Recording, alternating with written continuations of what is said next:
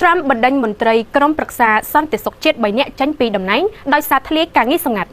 ប្រធានាធិបតីអាមេរិកលោក Donald Trump បាននិយាយថាលោកនឹងកម្ចាត់ចោលបុគ្គលិកទាំងឡាយណាដែលលោកចាត់ទុកថាមិនស្មោះត្រង់ខណៈដែលមន្ត្រីយ៉ាងហោចណាស់3នាក់នៅក្រុមប្រឹក្សាសន្តិសុខជាតិនៅសេតវិមានត្រូវបានបណ្ដេញចេញលោកបានប្រាប់នាយកព័ត៌មាននៅលើយន្តហោះ Air Force One ដោយមិនបានបញ្ជាក់អំពីឈ្មោះថាយើងតែងតែបោះបង់ចោលមនុស្សដែលយើងមិនចូលចិត្តឬមនុស្សដែលទាញយកផលប្រយោជន៍ពីការងារនិងមនុស្សដែលមានភក្តីភាពចំពោះអ្នកផ្សេងចំពោះការសម្រេចចិត្តបានធ្វើឡើងបន្ទាប់ពីកិច្ចប្រជុំរវាងលោក Trump និងសកម្មជនស្ដាំនិយមលោកស្រី Laura Loomer កាលពីថ្ងៃពុធលោកស្រី Loomer ត្រូវបានគេរាយការណ៍ថាបានជំរុញឲ្យ Trump បណ្ដេញបុគ្គលិកជាក់លាក់ដែលលោកស្រីសង្ស័យថាខ្វះការគ្រប់គ្រងសម្រាប់របៀបវារៈរបស់ប្រធានាធិបតីប្រភពសេតវិមានបានប្រាប់ទូរទស្សន៍ BBC ថាក្រុមប្រឹក្សាសន្តិសុខជាតិនឹងមិនធ្វើអត្ថាធិប្បាយទៅលើបញ្ហាបុគ្គលិកនោះទេសូមបញ្ជាក់ថាអ្នកដែលត្រូវបានបណ្ដេញចេញពីក្រុមប្រឹក្សាជាតិកាលពីថ្ងៃប្រហ័សរួមមានលោក Brent Walsh ដែលជានាយកផ្នែកសិបការសម្ងាត់លោក Thomas Boudry នាយកជាន់ខ្ពស់សម្រាប់កិច្ចការនីតិបញ្ញត្តិនិងលោក David Fett ដែលជានាយកជាន់ខ្ពស់ដែលមើលការខុសត្រូវ